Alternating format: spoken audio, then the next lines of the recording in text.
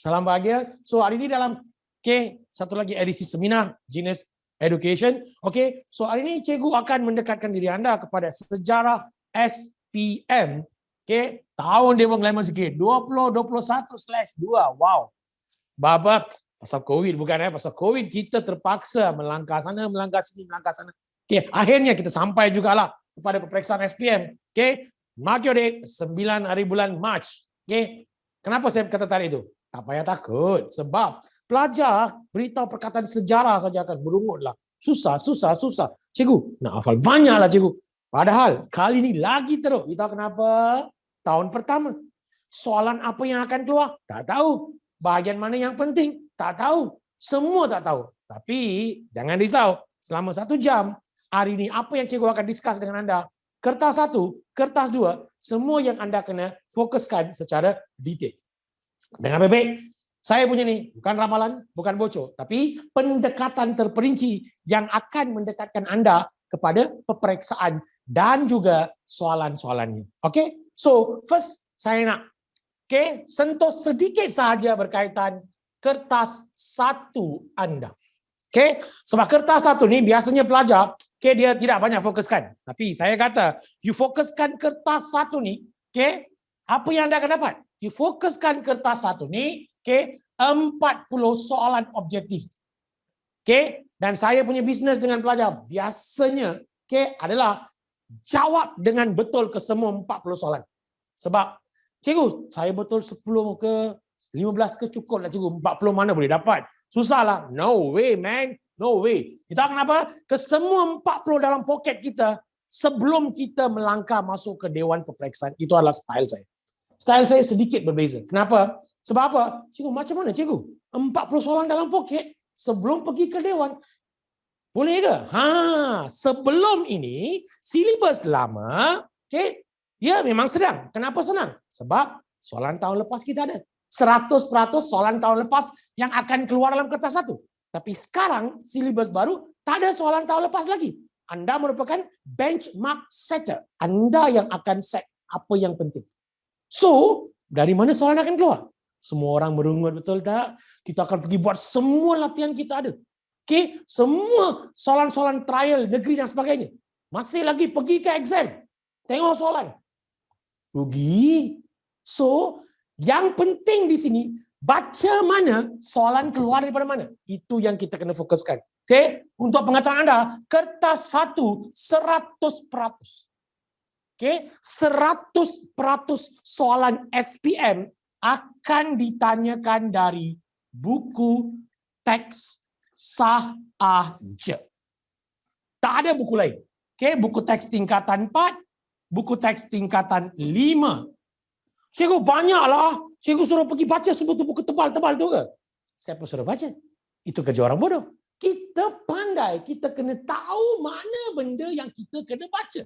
Bukan semua. Kalau kita pergi baca semua, kita orang biasa, pelajar biasa. So advanced student. So dengar baik-baik. Anda kena tahu cara nak gunakan buku teks ni. Saya dah kata 100% soalan diambil daripada buku teks. Dari mana? Tengok ni. Di setiap penghujung. Di setiap penghujung buku teks bab. Kalau bab 1, di setiap penghujung bab 1 ke, bab 2 ke, bab 3 ke. Tengok sekurang-kurangnya 3 hingga 6 soalan objektif diberitahu dalam buku teks. Anda realize tak? Anda realize tak? Anda pernah buat tak? Kalau anda realize, anda pernah buat, anda merupakan calon beruntung. You tahu kenapa? Sebab ini dia soalan yang dia akan ubah suai, atau kalau nasib kamu baik, dia akan tanyakan secara langsung untuk peperiksaan SPM anda. This is the question. Cikgu, betul ke? Di sini, kelas. Ini merupakan tips yang orang tak akan beritahu. Sebab apa? Dia ingat, dia dekat keluar. Lepas exam dia, baru nak buka buku teks. Alamak, sudah keluar lah. So guys, dengar baik-baik. Saya kata 3 hingga 6 soalan ini dia akan ubah sesuai. Apa yang dia akan ubah sesuai? Trend dia, ayat soalan dia, itu saja. Tapi topik ataupun subtopik yang ditanyakan dalam soalan-soalan ini, itulah yang kita kena fokuskan. Satu. Okey, benda pertama. Benda kedua, setiap bab, setiap subtopik, okey, ada dua bahagian. Satu bahagian fakta, satu lagi bahagian sudut maklumat ataupun cakna minda. Betul? Anda pernah belajar, betul kan? Cakna minda ataupun sudut maklumat. So, bahagian cakna minda ataupun sudut maklumat, kelas, saya tahu sebelum ini anda tak baca, tak apa, no worry. Okay. Lepas ini, sampai you punya exam, just baca sahaja. Just baca sahaja. Kenapa? Additional, apa yang tak keluar dekat sini, additionalnya akan ada dekat sini untuk kita nak dapatkan pengetahuan. Just kawal dua ini, okay? Dan satu lagi, teknik penguasaan objektif. Baca dan buat soalan saja tak cukup. Kita ada satu teknik yang anda semua kena ikut. Jika anda ikut teknik penguasaan ini, guys, 40 soalan saya pastikan anda boleh jawab dengan betul. Apa teknik ini, cikgu? Pernah ke teknik ini ada dekat mana-mana buku rujukan? Ada ke, cikgu? Ada.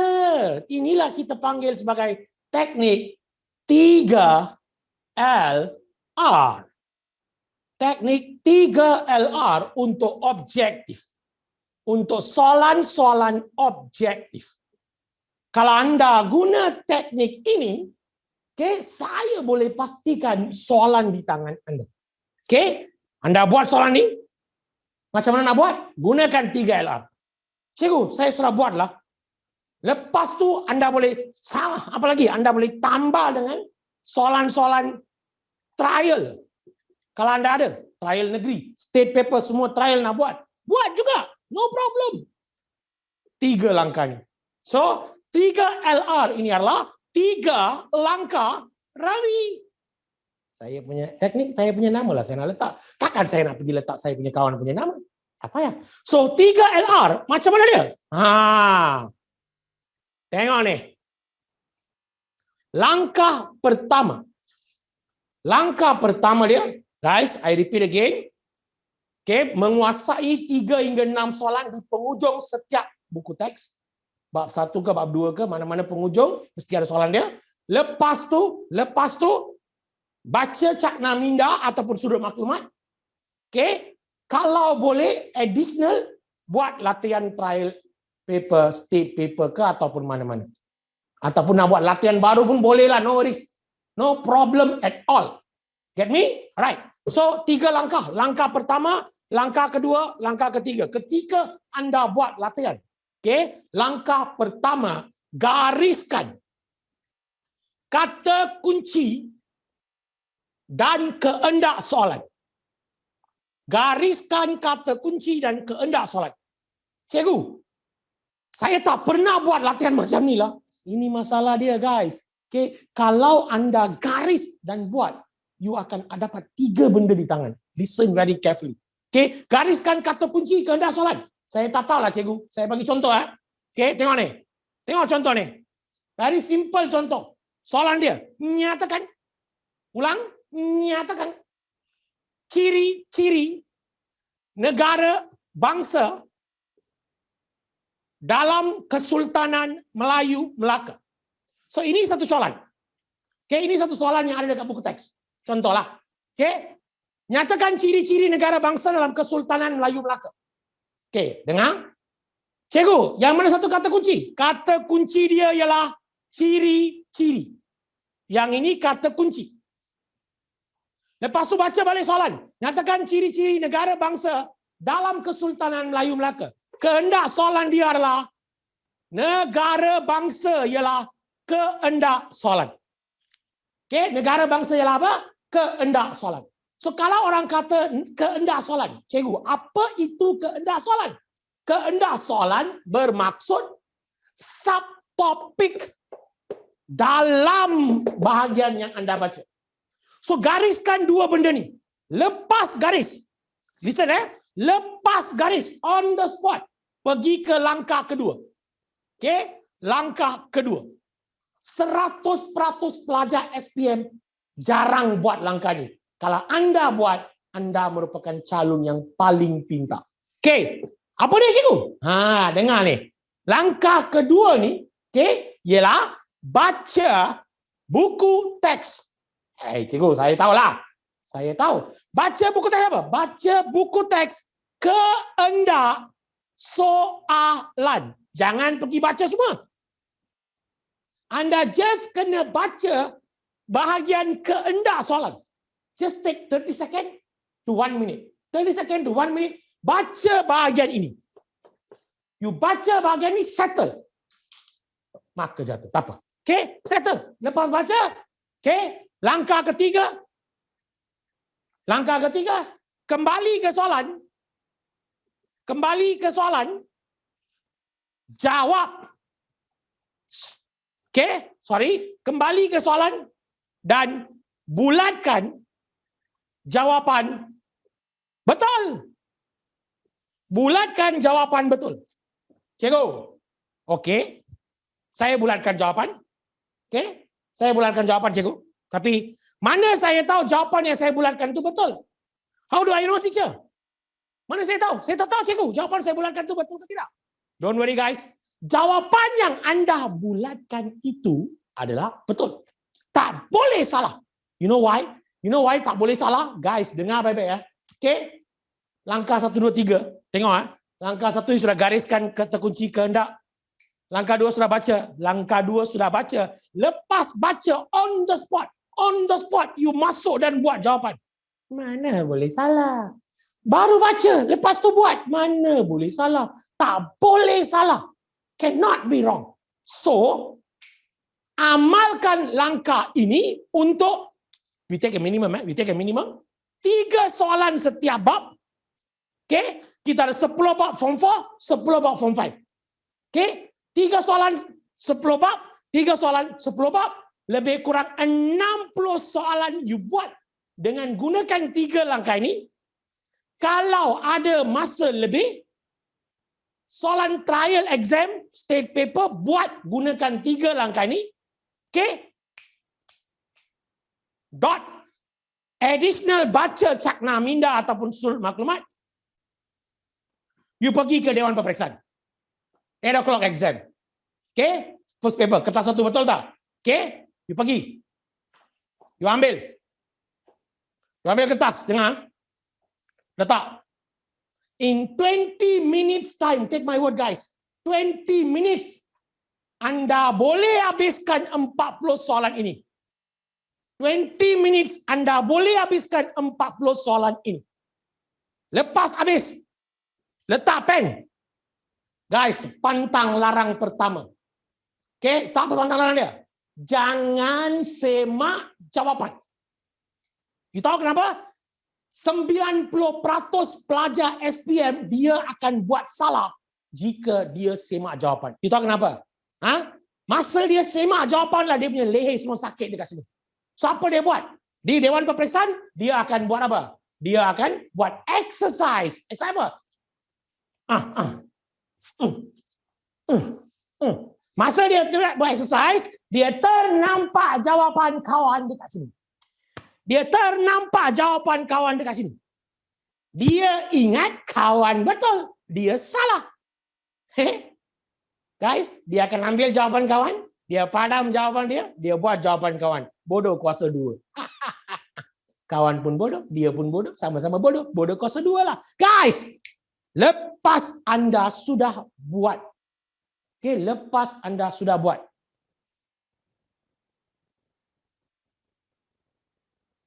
Okay, dengar baik. Lepas anda sudah buat.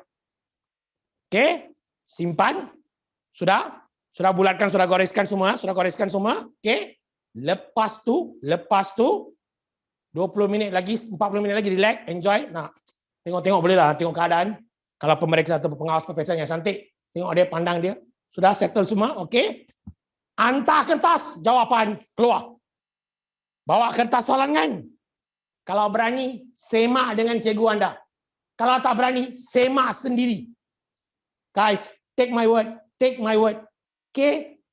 Dalam 40 soalan ini, sekurang-kurangnya, paling minimum, anda boleh betul 40 soalan. 40 soalan, that's it. Paling minimum anda boleh betul 40 soalan. Cukup kan? Jumlah soalan berapa? 40.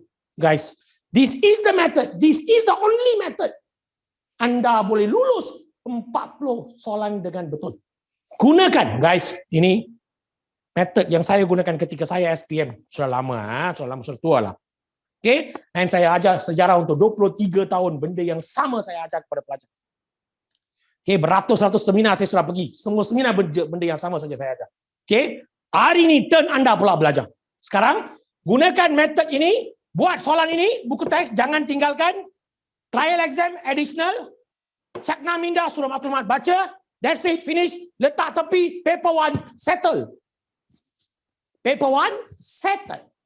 Boleh faham? So, sekarang yang penting di sini, paper 2, cikgu. Tak tahu apa benda yang akan keluar, cikgu. Sebab semuanya baru. Siapa kata? 80% sukatan pelajaran SPM tingkatan 4 dan tingkatan 5 adalah benda lama. Silibus lama punya. Only 20% benda baru. Itu pun dia ambil daripada Form 3 dan Form 2 silibus lama. That's it. Bukan benda baru. Only one benda baru. Satu sahaja benda baru dalam SPM. Bab 10 tingkatan 5. Bab 10 tingkatan 5 memang baru. Kenapa? Sebab buat pertama kali the contemporary history, sejarah pada masa kini, iaitu itu pun penglibatan Malaysia dalam isu-isu global dan antarabangsa ditanyakan. Dia just nak test kita punya mind. Adakah kita baca surat khabar, kita tengok berita semua, ada ke tak ada. Itu sahaja. Okay, don't worry.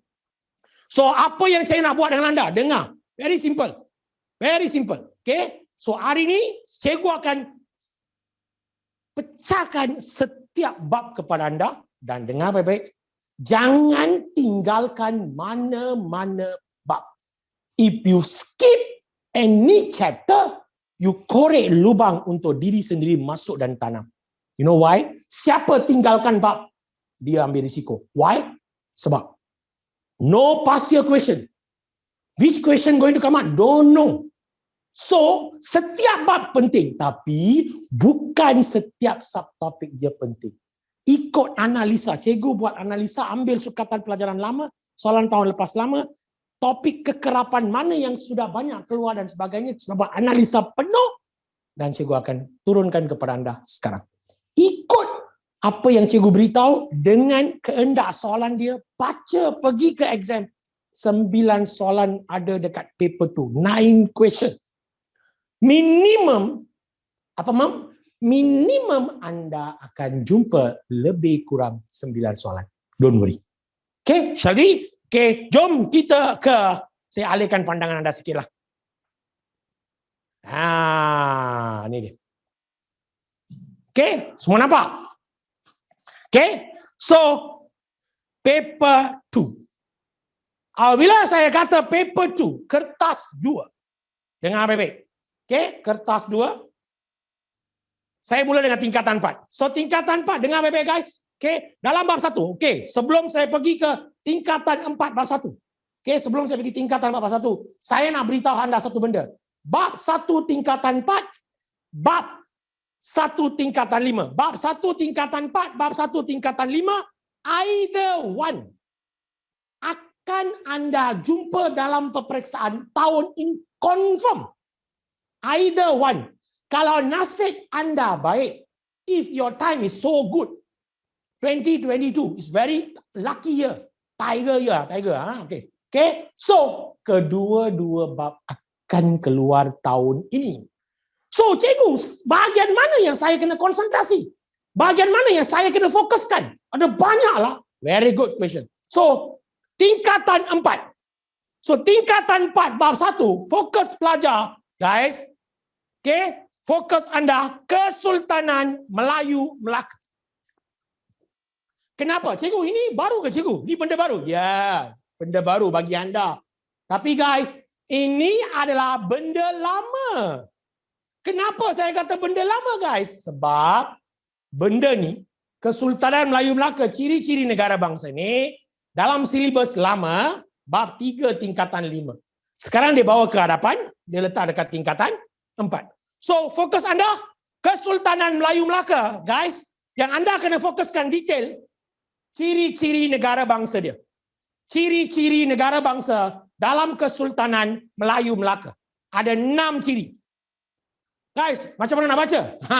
Ketika baca, keluarkan kesemua 6 ciri. Okay? Kesemua 6 ciri, dengar baik-baik. Setiap satu ciri, okay? Setiap satu ciri, keluarkan satu contoh cukup. Guys, masa belajar, jangan pergi hafal uraian dia. Jangan hafal uraian dekat buku teks. Itu kerja orang bodoh. Why teacher? Why saya tak boleh? Sebab guys, uraian itu apa? Uraian itu adalah kebolehan bahasa Melayu anda. So, yang anda kena ingat, negara bangsa 6 ciri bukan? Anda kena ingat ciri dia. Okey, contoh. Ciri pertama, kerajaan. Apa dia? Kerajaan. So, benda kedua yang anda kena ingat, contoh. Contoh sistem kerajaan yang diamalkan cukup. Every isi, 2 benda saja anda kena ingat. Kenapa? Saya beritahu. Okey, lepas you keluarkan 6 ciri, 6 contoh. Maksudnya ada 12 poin di tangan anda. Berapa? 12. So guys, exam maksimum dia akan bagi 8 markah saja. Kalau esei 8 markah, jangan pergi tulis ke semua yang kamu ada. Anda pilih 4 isi, 4 contoh, 8 markah, senang. That's it, finish. Tak payah pergi fokuskan banyak. Itu kerja orang bodoh. Kita smart. Pandai. Orang pandai kena fikir cara pandai. Guys, anda nak A+, fikir cara pandai. Jangan pergi buat semua. Tahu kenapa? Ketika pelajar pergi buat semua, dia akan ujar repetition dalam subjek. Jangan. Okey, so ciri negara bangsa clear? Kedua, dia akan kaitkan ciri negara bangsa ini dengan the most important, sistem pembesar 4 lipatan. 4 layer administration atau, saya letak atau sistem pembesar 4 lipatan atau undang-undang Melayu tradisional. Undang-undang Melayu tradisional. So kalau kata sistem pembesar dengan undang-undang, dengar guys, sekali lagi, everything you prepare for 8 markah. Kenapa cikgu? Kenapa semua saya kena prepare untuk 8 markah? Why? Why? Sebab you prepare untuk 8 markah maksimum. Minimum 6 atau 4 dia akan bagi dalam exam. So kalau dia bagi minimum 6 atau 4, you boleh buat kesemua dengan lengkap. You prepare for 8 marks guys, 8 marks. Okay, 6 marks, 4 marks keluar, semua poket sudah penuh mah. Okay, and biasanya saya sebagai seorang cikgu, saya galakkan pelajar. Saya galakkan pelajar hanya buat soalan esei saja. You know why? You know why? Bukan dekat exam, latihan. When you do latihan buat esei saja. You know why? Kalau you buat esei saja, structure menjadi senang, objektif menjadi senang.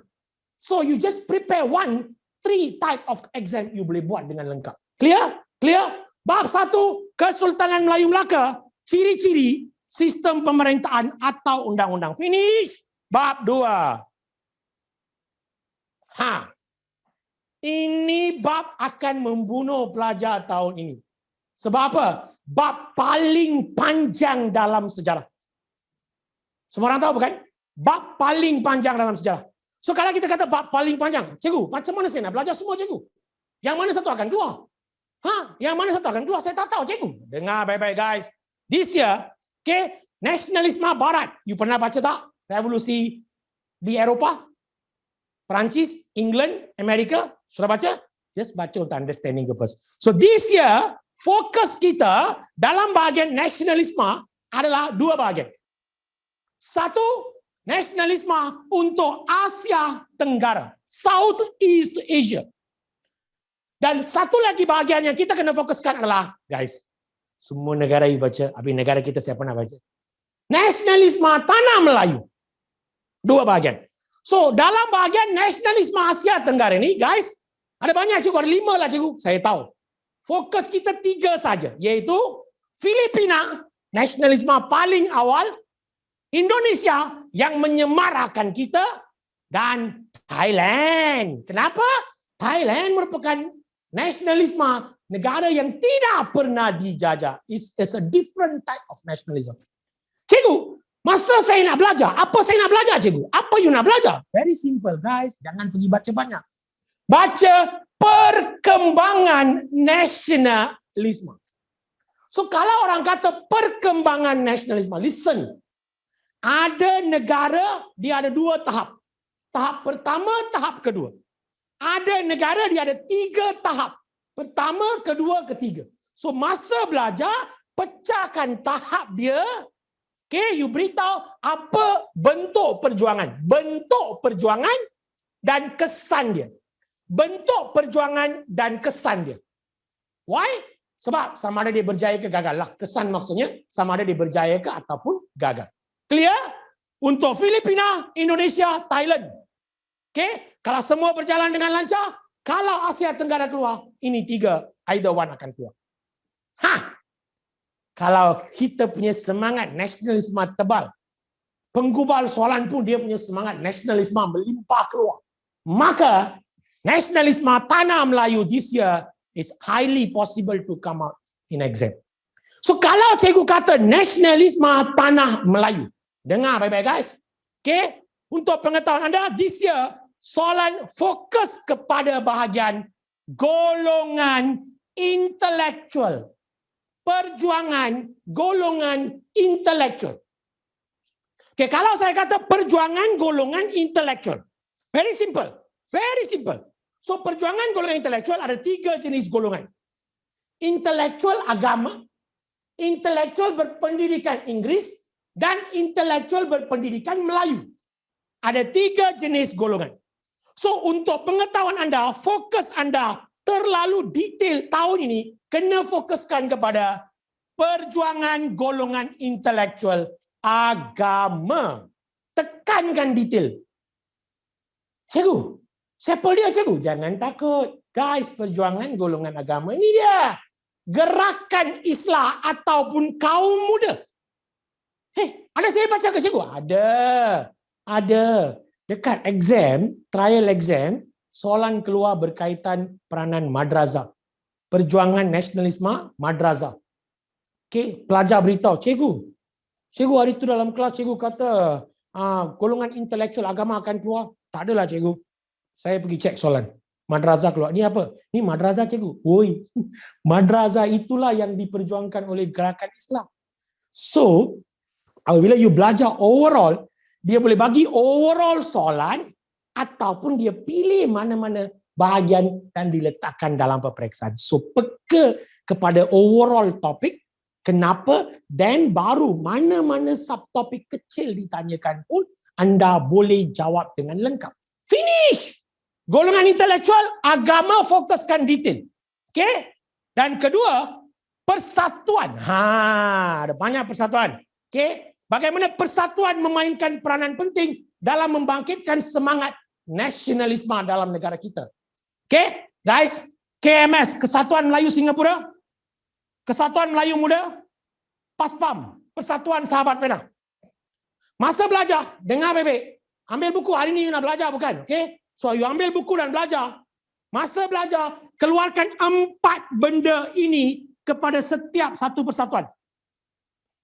4 benda kepada setiap satu persatuan. Anda kena tahu pengasas dan golongan yang terlibat. Who are the founder dan siapa golongan yang terlibat. Kedua, matlamat perjuangan. Kenapa? Tujuan dia. Ketiga, cara bagaimana mereka berjuang untuk membangkitkan nasionalisme. Kesan, berjaya ke gagal? Itu saja. So, 4 benda ni kepada setiap satu. Untuk pengetahuan anda, kalau bab 2 ditanyakan tahun ini, either one. That's it. Bab 3.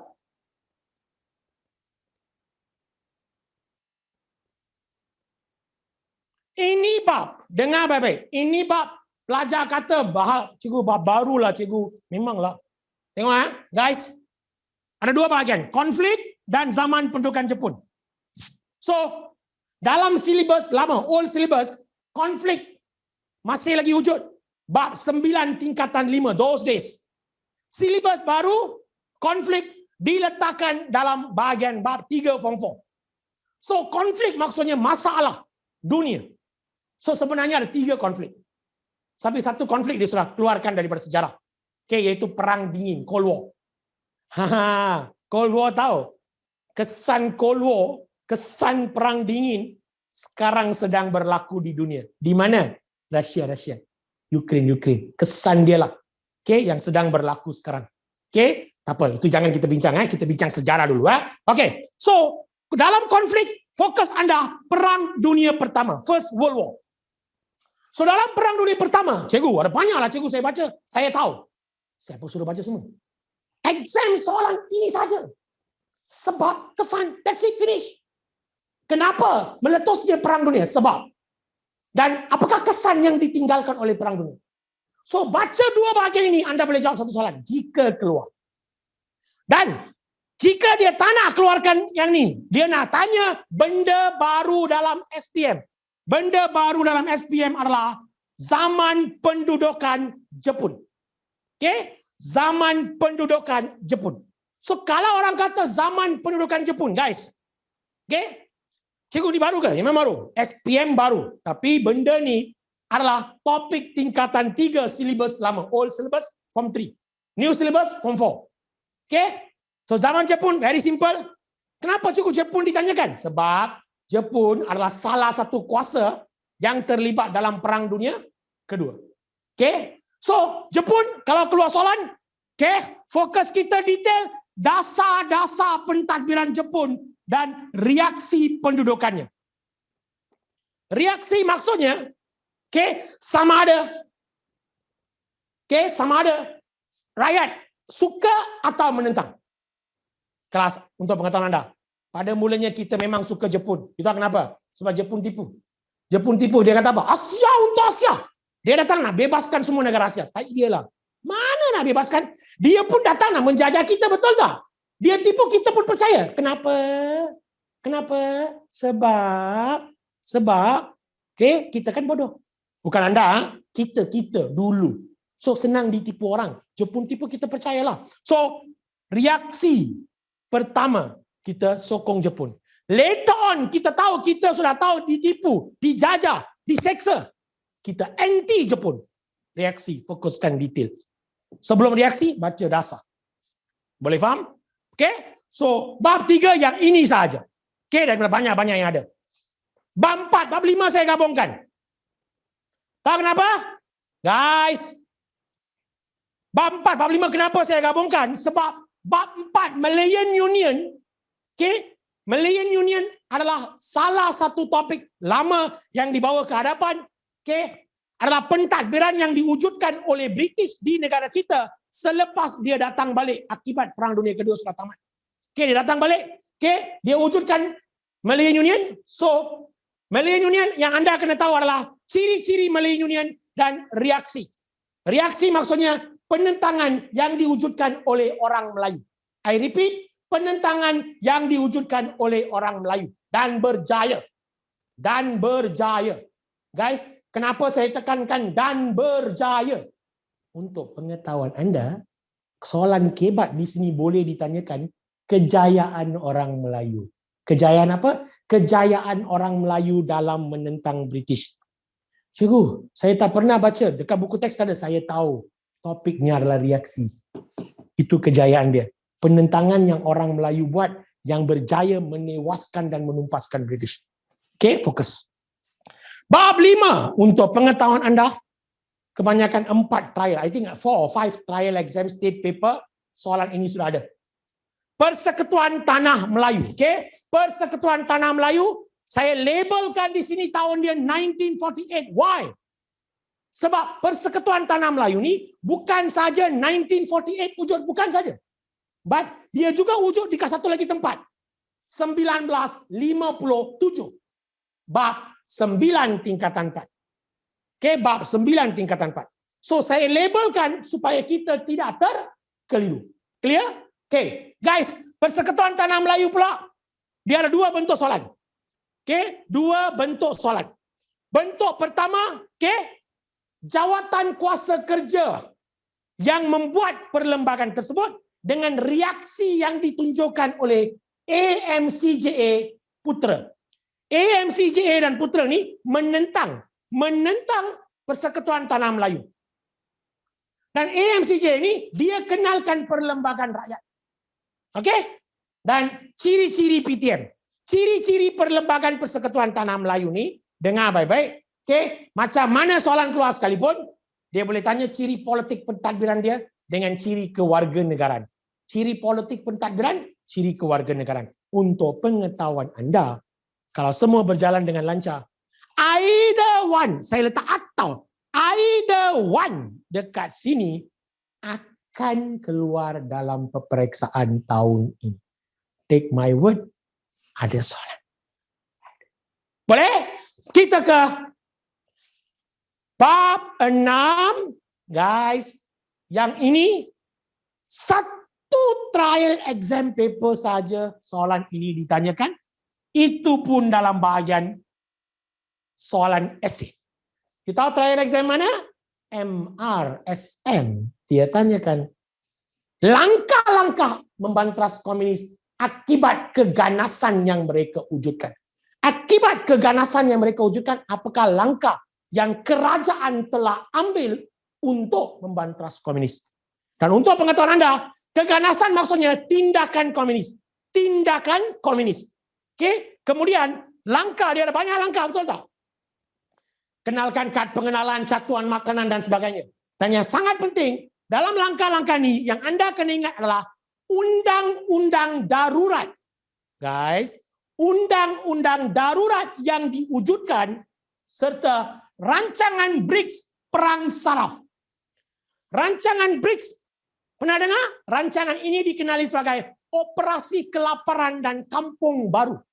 Operasi Kelaparan dan Kampung Baru yang diwujudkan serta perang saraf. Dekat buku teks, 2 muka surat dia terangkan. Okay? Tindakan yang diambil oleh Sir Gerald Templer. Sir Gerald Templer dalam membantas komunis. Clear? So guys, yang ini just baca 2 bahagian ini sudah cukup. Okay? Jangan baca benda-benda lain. Okay? Additional saja. Okay? Tapi MRSM kadang-kadang soalan itu akan ditanyakan dalam peperiksaan. So peka sikit. Okey. Bab 7. Daripada 5 subtopik yang ada, buang semua. Keluarkan 2 ni. Daripada 2 ini, 1 mungkin anda akan jumpa dalam peperiksaan tahun ini. Apa dia, cikgu? Guys, dengar, negara kita ni, negara Malaysia ni adalah negara berbilang kaum. So aspek ataupun benda yang kita tekankan, dalam negara kita adalah apa? Perpaduan, betul tak? So aspek penting CLC, jawatan kuasa hubungan antara kaum. Apakah peranan dan kejayaan? Apakah peranan dan kejayaan CLC dalam apa? Dalam mewujudkan perpaduan dalam negara. Teacher, why? Why we need perpaduan, teacher? Sebab, guys, kalau perpaduan tak ada, Melayu, Cina, India tak gabung, merdeka tak ada. Siapa kata? British kata. So, peranan dan kejayaan CLC. Just baca. Dekat buku teks, 1 muka surat penuh, 2 page. Okay, dia terangkan. Banyak bukan. Keluarkan, buang semua. Keluarkan peranan dan kejayaan saja. Okay? Clear? Very good. Dan benda kedua, yang ini ada dalam trial beberapa negeri, sistem ahli, member system. Okay, apa juga ni? Saya tak pernah dengar lah. Member, maksudnya Sistem yang akan memberi latihan kepada pemimpin-pemimpin tempatan. Sistem yang akan memberi latihan kepada pemimpin-pemimpin tempatan supaya dapat mewujudkan kerajaan sendiri. Maksudnya, sebelum British nak bagi merdeka kepada kita, dia kena melatih pemimpin tempatan, local leader, supaya mereka sedia. Apa dia? Sedia untuk mentadbir. That's it. Ciri-ciri dan keberkesanan sistem ahli. Finish. Okay? Bab 8 ni dah skip boleh, tapi saya tak galakkan pelajar skip. Just baca bahagian proses-proses pilihan raya umum 1955 dan kejayaan Parti Perikatan. Cikgu, proses banyaklah. Siapa kata? Dia tulis dekat 2 muka surat, you kata banyak. Jangan buang semua uraian. Yang anda kena ingat, keluarkan 8 bentuk proses yang ada. Saya bagi contoh. Proses pertama, menentukan sempadan. Proses kedua, menggubal undang-undang pilihan raya. Proses ketiga, mendaftarkan pemilih ataupun pengundi. So, keluarkan semua proses itu, setiap proses 1 ataupun 2 penerangan ataupun contoh. That's it, cara belajar yang simple. Guys, SPM, dia bukan nak tengok apa yang ada dekat buku teks semuanya. Kalau dia nak tahu semua yang ada dekat buku teks, dia ambil buku teks lah. Bukan nak test pelajar. Dia nak tahu pelajar ada faham ke tidak, itu sahaja. Dan SPM punya pelajar bukan boleh ingat semua, tak boleh. Saya bukan rendahkan anda. I'm not rendahkan you. Saya juga pernah ambil SPM. Otak pelajar, dia hanya boleh ingat beberapa saja, bukan semua. Clear? Right? So, bab 8, yang ini, dan, D-A-N, dan. Okay? Tambah satu lagi perkataan dekat sini, tambah. Tulis. Okay? Dengar? Proses pilihan raya yang ada dalam bab 3 tingkatan 5. Bab 3 tingkatan 5. Teacher, bab 3 pun ada ke cikgu? Ya, ada. Bab 3 tingkatan 5 adalah sistem demokrasi. Dalam itu pun ada disebutkan tentang pilihan raya. Just gabungkan kedua-dua ni, kalau keluar satu soalan. Okey? Bab 9. Guys, dengar baik-baik. Tadi saya kata, yang itu perlembagaan 48, yang ini perlembagaan 57. Dalam perlembagaan 57, fokus kita Suruhanjaya Raid. Ataupun dalam buku teks dia sebut Suruhanjaya Perlembagaan. Suruhanjaya Perlembagaan.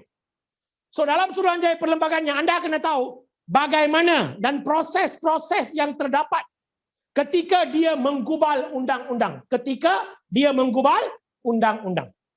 Okey? Dan additional, tambahan, baca 4 ciri penting. Cukup. Dia ada 5 sebenarnya. 4 ciri penting perlembagaan. Guys, ketika anda baca 4 ataupun 5 ciri itu, anda keluarkan ciri dia. Saya bagi contoh. Raja berperlembagaan dan demokrasi berparlimen. Perkara pertama. Okey? Anda beritahu apa tu raja berperlembagaan, anda beritahu apa tu demokrasi berparlimen. That's it, finish. Okey? Setiap satu ciri, keluarkan satu ayat penerangan. That's it. Simpan. Ini cara nak belajar. Sebab you tak boleh pergi hafal semua yang ada dekat buku teks. Boleh? Bab 9. Okey. Cikgu, mana bab 10, cikgu? Cikgu tak beritahu bab 10. Guys, bab 10 kalau keluar, kalau tak tahu jawab, balik rumah. Bukan anda dekat rumah kan? Gantung diri. Tahu kenapa? Merdeka lah. Kita punya negara punya merdeka. Kalau kita tak tahu, malu kan? Yang anda nak baca, kalau boleh baca sedikit tentang pelaksanaan pilihan raya dan juga persediaan dia. Pilihan raya pula. Pelaksanaan kemerdekaan dan proses-proses penyediaan dia. Proses-proses penyediaan. Senang kan? Tanpa baca kita tahu. Okay, just baca yang itu 2 muka surat dekat buku teks, finish. That's it. Okay, kita ke tingkatan 5. Sorry saya terpaksa kena pergi laju sikit sebab saya nak habiskan lagi 10 bab. Okay, bye. Saya dah kata tadi. Bab 1 form 4, bab 1 form 5. Either one atau kedua-duanya. Guys, kalau kedua-duanya keluar, you tahu apa saya akan buat? Saya akan buat kedua-duanya. You tahu kenapa? Senang. Bab senang tau. Senang mau dapatkan markah. So easy, man. So easy. Okay? So, bab pertama, tingkatan 5 yang anda kena fokuskan adalah, guys, konsep kedaulatan. Kenapa saya suruh anda baca konsep? Mana-mana soalan, kalau dia nak tanya benda asas, dia akan mula dengan konsep. Okay, dia akan mula dengan apa? Konsep. Konsep kedaulatan. Cikgu, susah lah. Tak ada. You tahu apa tu kedaulatan? Power, kuasa. Itu saja. Ingat kuasa. Ingat tinggi. Itu adalah kedaulatan. Kuasa tertinggi. Kuasa tertinggi. That's it. Finish. Susah sangat ke? Senang kan? Okay? Ciri-ciri kedaulatan. Ada 4 ciri sebuah negara berdaulat. Keluarkan ke semua 4 ciri. Setiap ciri, keluarkan satu contoh. Satu contoh. Satu contoh. Satu contoh. This is how to study. Jangan pergi baca detail semua. Pergi exam. Ayo, satu benda pun tak ada buat. Soal. Okay? Dan additional, kepentingan sebuah negara berdaulat. Kenapa? Why? Why we need sebuah negara berdaulat? Cikgu, saya dari dulu saya nak tanya cikgu, apa tu negara berdaulat? Negara berdaulat maksudnya negara yang sudah merdeka. Negara yang sudah merdeka dan mempunyai kuasa tersendiri. That's it. Sudah merdeka, mempunyai kuasa. Itu adalah kedaulatan. Finish. 2 benda ni fokuskan. Habis. Bab 2. Saya boleh berani beritahu dekat sini tapi saya tak nak. Bab 2 ni soalan tak ada. Kita kenapa? Dengar baik-baik. Bab 2, you baca yang ni untuk objektif anda, paper 1. Tak kenapa? Soalan berkaitan perlembagaan. Soalan berkaitan perlembagaan. Fokus kita bab 5 tingkatan 4 dan bab 9 tingkatan 4. Perlembagaan itu anda fokuskan detail. Dan bab perlembagaan ini pula anda just baca ciri-ciri perlembagaan. Dia ada 2. Ciri-ciri tradisional, ciri-ciri modern. Masa belajar ke semua ni, keluarkan ciri-ciri tradisional, apa contoh dia? Ciri, contoh. Ciri, contoh. That's it. Dia ada 3 ciri, 3 contoh. Okay? Bab 3. Take my word. Saya letak kat sini. 99.9% ada soalan tahun ini. Got question this year. Cikgu, kenapa 100% tak letak? Saya jarang percaya kerajaan Malaysia. Kita kenapa? Tiba-tiba dia akan tukar. Tukar tak apa, kita lain bahagian. Tapi jangan kita overconfident. Kalau kita overconfident, rugi kita. Betul tak? Okay guys, sambung. Okay, so bab 3 yang saya tahu yang akan ada dalam soalan adalah, ini dia. Raja berperlembagaan. Raja berperlembagaan. So kalau orang kata raja berperlembagaan, cikgu, apa tu cikgu? Tutup mata. Raja berperlembagaan maksudnya raja. Raja yang kuasanya tidak melebihi perlembagaan. That's it. Kelas negara kita, perlembagaan is the highest. Yang lain semua terletak di bawah. Terletak di bawah.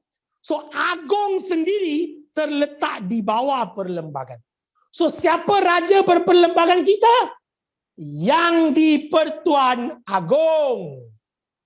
Raja berperlembagaan kita adalah yang di-Pertuan Agong. So kelas yang anda kena tahu adalah, okay, fungsi atau peranan yang di-Pertuan Agong dan sedikit sebanyak baca tentang Majlis Raja-Raja. Cikgu, apa tu Majlis Raja-Raja? Guys, anda kena faham. Negara kita adalah negara paling unik di dunia. You tahu kenapa? Mana-mana lain negara di dunia yang mengamalkan sistem raja, ada satu raja saja tahu. England pun satu raja. Malaysia ada 9 raja, man. 9. So powerful. So, kesemua 9 dimasukkan dalam satu tempat. Tempat itulah Majlis Raja-Raja. Anda kena tahu fungsi dia. Sebab dia memang memainkan peranan yang lebih dalam negara kita. Boleh? So, detail. Yang ni, additional, tambahan. Jangan pergi detail. Tambahan, baca sedikit tentang parlimen dan fungsi dia. Parlimen dan fungsi. Okay? Yang ini terletak dekat bahagian demokrasi. Demokrasi berparlimen. Okay? Dan kabinet. Kabinet maksudnya jemaah menteri. Jemaah menteri perlaksanaan dia. Bagaimana mereka melaksanakan pemerintahan negara. So bagaimana pentadbiran negara Malaysia dilaksanakan. Clear? Very good. Bab 4 yang ni just baca saja, jangan pergi detail, baca saja. Okay? Kerajaan persekutuan dan kerajaan negeri. Kalau keluar objektif, kalau maksimum dia nak tanya, dia boleh tanya dekat soalan struktur. Pernah keluar sekali dalam old syllabus. Old syllabus 17 years sekali saja pernah keluar. Berkaitan kerajaan persekutuan, kerajaan negeri. Yang anda kena baca adalah kuasa kerajaan. Kuasa kerajaan persekutuan, kuasa kerajaan negeri. Dan di bawah kerajaan negeri ada apa? Di bawah kerajaan negeri ada kerajaan tempatan peranan dia. Kerajaan tempatan peranan dia. Okay, just baca yang itu sudah lebih daripada cukup. That's it, not more than that. Okay.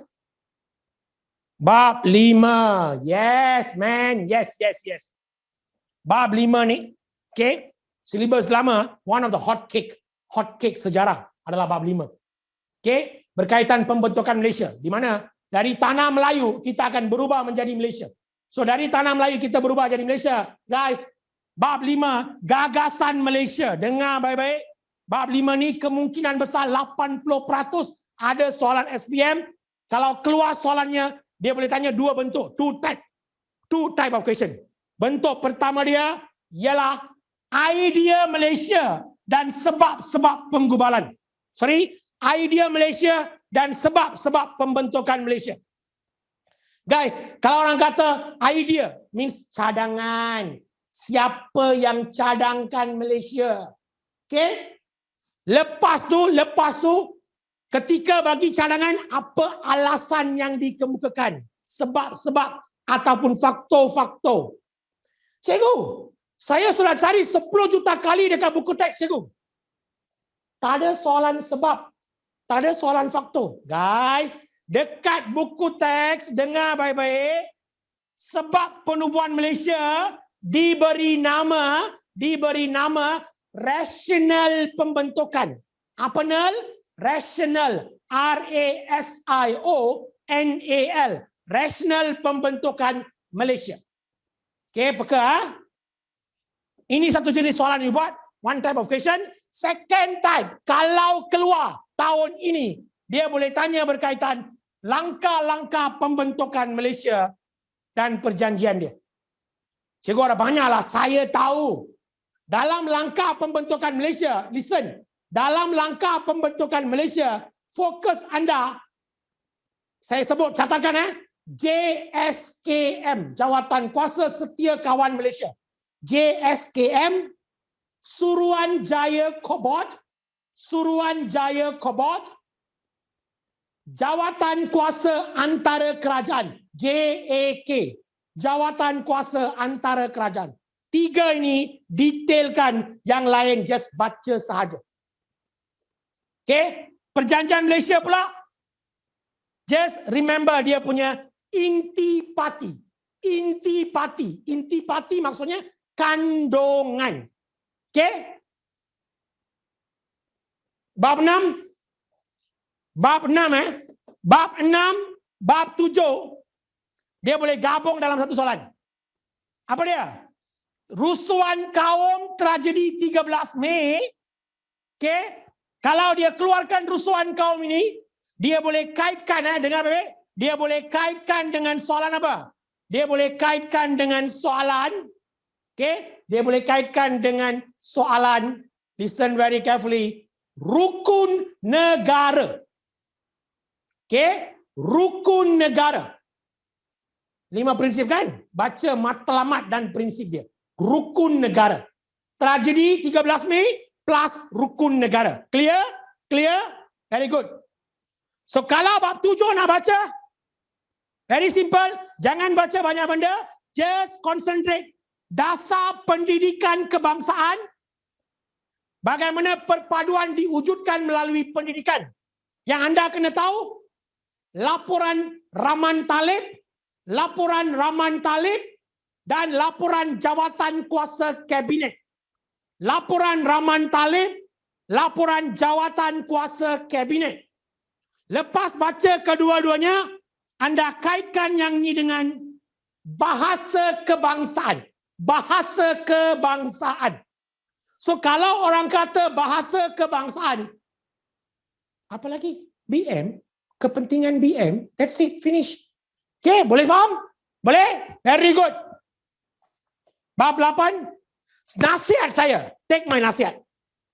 Kalau dasar ekonomi baru, okay, keluar dalam esei, jangan pilih. Sebab you kena ingat banyak fakta. Banyak fakta dan banyak statistik kejayaan dia. Kalau keluar dalam struktur, no choice takdir. So, baca sedikit tentang pelaksanaan dan kejayaan dasar ekonomi baru.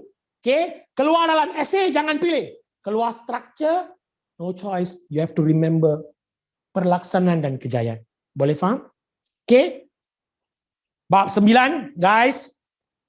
Bab 9, chances untuk keluar tahun ini terlalu kurang. But yet, dia boleh tanya berkaitan apa? Dia boleh tanya berkaitan, tengok ni, sumbangan atau penglibatan Malaysia dalam PBB, OIC, ASEAN. Pertubuhan Bangsa-Bangsa Bersatu, Pertubuhan Islam Antarabangsa, Pertubuhan Asia Tenggara. 3 ni penglibatan Malaysia. Penglibatan Malaysia. Dan tolong kaitkan ini dengan bab 10. Kenapa? Sebab yang ini juga dia akan tanya berkaitan penglibatan Malaysia. Malaysia's contribution dalam isu dadah. Isu dadah, kelapa sawit dan konflik negara Asia Barat. Kalau orang kata konflik negara Asia Barat, konflik Israel-Palestin dengan konflik Syria. Konflik Israel-Palestin dan konflik Syria. Apa bantuan yang Malaysia bagi? Apa bantuan yang Malaysia bagi? Guys, see, kalau anda lihat, semua bab cikgu sentuh, tapi bukan semua subtopik. Semua subtopik saya sudah ringkaskan dan saya hanya beritahu yang penting-penting saja untuk peperiksaan. Fokus benda yang cikgu bagi, guys, you pergi ke Dewan Peperiksaan, you turn your question and see 9 question akan keluar daripada yang ini sebab ikut analisa penuh. Semua benda cikgu sudah berikan kepada anda, termasuk kertas 1 punya teknik dan sebagainya. Essay, guys, simple teknik. Okay, 8 markah, tulis 8. 4 fakta, 4 contoh, remember. Okay, dengar soalan kebat, kalau tak tahu inference. Okay, kalau tak tahu inference, jangan takut. Okay, kalau tak tahu inference, bagi contoh ataupun bukti lebih. Contoh atau bukti lebih. Anda tak payah takut apa-apa. Don't. Cikgu, saya tak tahu influence lah, saya punya markah kurang. Tak ada, no way. Kalau tak tahu influence, you give more contoh, more bukti, dia akan balancekan you punya jawapan. Boleh faham? Okay. Inference tu maksudnya, kalau satu topik, apa akibat dia? Saya bagi contoh. Saya bagi satu contoh. Ali jatuh longkang. Ali jatuh longkang adalah peristiwa. Inference dia, Ali patah kaki. Ali patah kaki. So inference maksudnya akibat kepada mana-mana peristiwa. Itu saja. That is inference. Kalau you tahu konsep ni, apa soalan pun you boleh jawab. Okay, so that is inference. But if you don't know inference, no problem. You give more contoh, more bukti. Finish.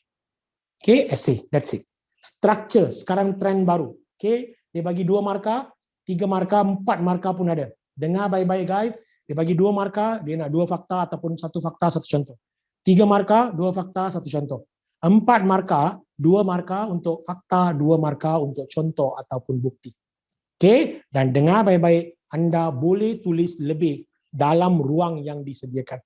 Jangan you tambah kertas semua. No need. Okey, very simple. Buat exam dengan simple sebab tahun ini exam akan senang. First year, first time. So jangan takut. Okay, jangan takut, ikut apa yang cikgu bagi, gunakan apa yang cikgu bagi, kejayaan di anda. Tak ada orang boleh tackle. Okay, itu sahaja. Selamat maju jaya diucapkan kepada anda. Semoga Tuhan merestui kejayaan anda. Bye guys.